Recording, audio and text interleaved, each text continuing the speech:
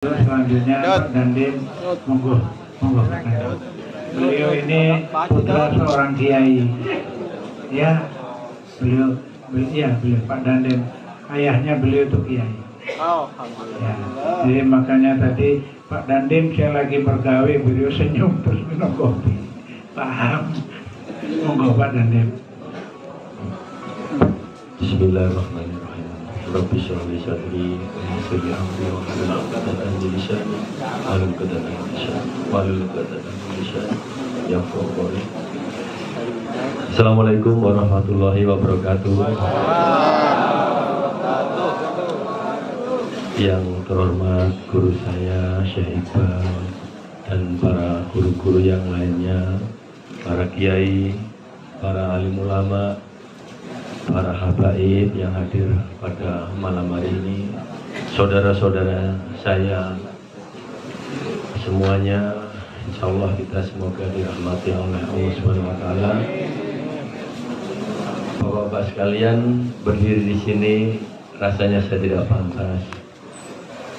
Saya mau berikan apa?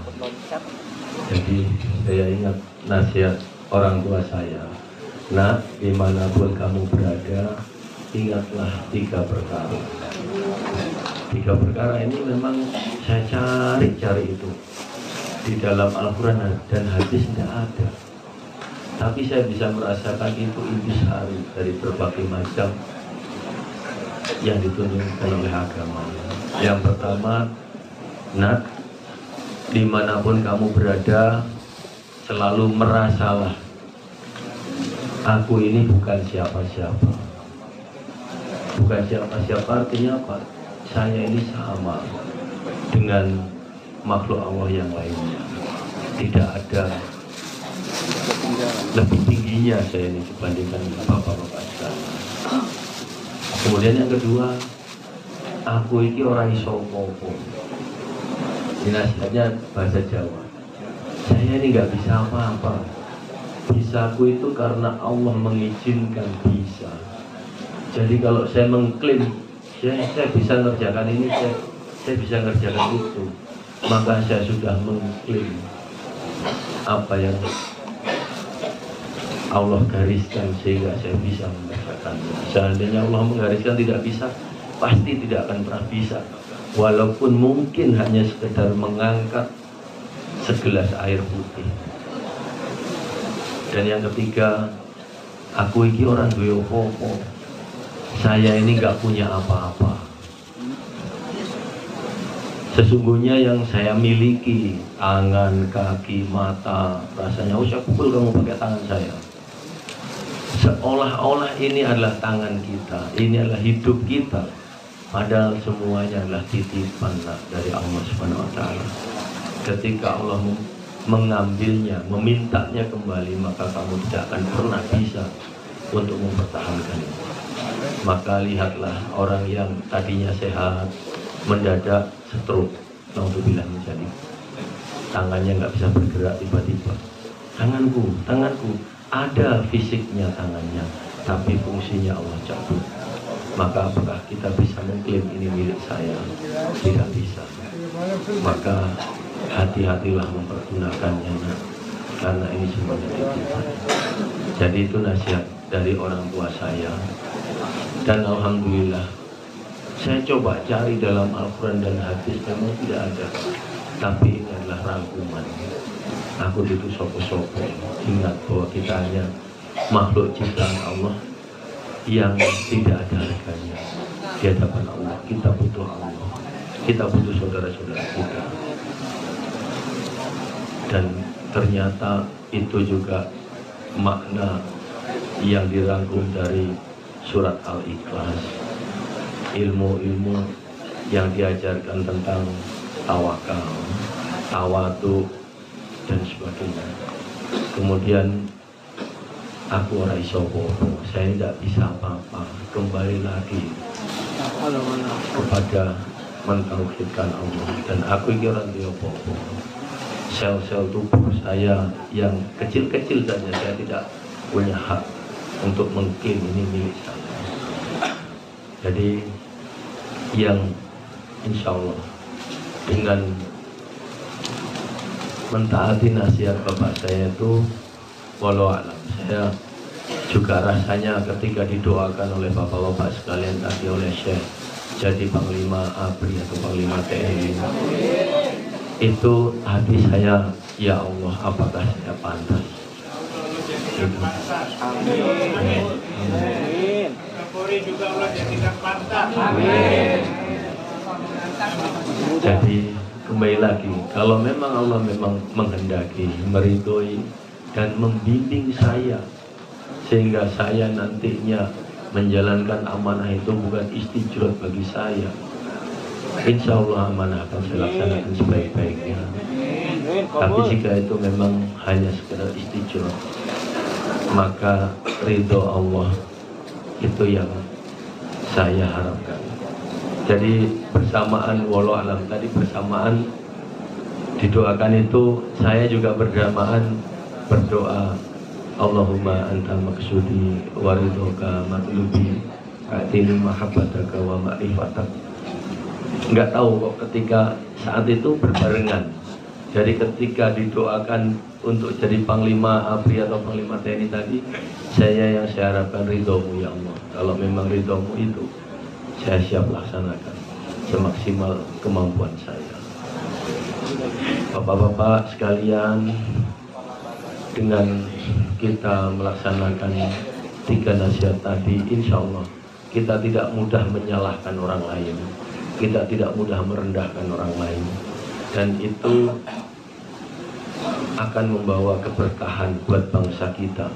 Bangsa kita ini adalah bangsa yang mencampur adukkan berbagai macam suku, ras, agama, yang sangat mudah kita ini diadu domba.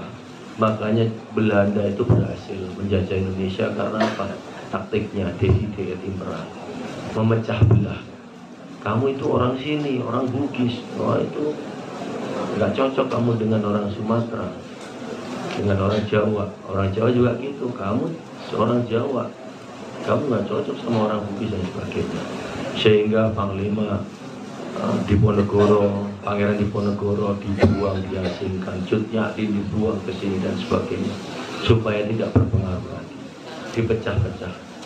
Oleh karena itu, sesuai dengan tugas kami sebagai TNI adalah salah satu alat negara, yaitu alat pertahanan negara. Polisi, Polri adalah alat keamanan negara. Jadi bapak-bapak sekalian, negara kita ini disusun, itu sudah terstruktur oleh para pendahulu kita. Ada alat pertahanan negara yang di dalam undang-undangnya diberikan tugas menjaga kedaulatan negara, menjaga keutuhan negara, dan melindungi segenap bangsa Indonesia. Rekan-rekan kepolisian sebagai alat keamanan negara, di dalam undang-undangnya juga diatur, yaitu menegakkan hukum, menciptakan Kamtibmas, keamanan dan ketertiban masyarakat, dan yang ketiga memberikan pelayanan kepada masyarakat. Jadi TNI, Polri itu tidak berebut peran, punya peran masing-masing. TNI berat buah kelapa itu adalah sabut kelapanya yang paling luar, yang melindungi buah kelapa itu ketika dia jatuh, ketika dia bertubrukan dengan kelapa yang lain. Sementara Polri itu menjaga dagingnya, airnya, dan airnya itulah masyarakat kita yang bercampur aduk itu, dijaga supaya tertib. Nah, ini adalah sebuah filosofi bahwa negara kita ini insya Allah kebangkitannya banyak ditakuti negara lain, Bapak. Oleh karena itu dari sejak zaman Pak Harto, zaman Pak Karno selalu dihambat untuk bisa menjadi bangsa besar. Tapi insya Allah atas izin Allah, kelak di kemudian hari kita akan menjadi bangsa besar, menjadi pusatnya peradaban. Bagaimana Islam yang sangat-sangat indah, Islam yang bisa mengayomi semua makhluk Allah. Karena ketika saya tanya kepada saudara-saudara saya dimanapun berada, teman-teman kita yang Nasrani, yang Hindu, yang Buddha itu diciptakan oleh siapa? diciptakan oleh Allah. Bukankah dia diciptakan atau dia diciptakan oleh Tuhannya masing-masing atau diciptakan oleh Allah? Ternyata jawabannya adalah diciptakan oleh Allah. Hakul yakin. Allahu Akbar. Lantas Allahu Akbar. Lantas kenapa Allah memeliharanya hingga dia bisa hidup beranak pinak, diizinkan dapat rezeki? Artinya bahwa ada makna, ada hikmah di balik itu. Disitulah toleransi akan muncul. Kita sebagai bangsa Indonesia yang menyatukan berbagai macam umat itu. Dan saya yakin dengan indahnya akhlak Islam, orang akan berbondong-bondong untuk bisa mengikuti ajaran Islam. Demikian yang dapat saya sampaikan. Semoga Allah Subhanahu wa Ta'ala senantiasa melindungi setiap gerak langkah kita, meridhoi, membimbing, menjauhkan dari segala bala, bencana, dan memberikan akhir yang husnul khotimah bagi kita semuanya. Kurang lebihnya saya mohon maaf. Wallahul muwaffiq ila aqwamit thoriq. Assalamualaikum warahmatullahi wabarakatuh. Terima kasih Pak Danden.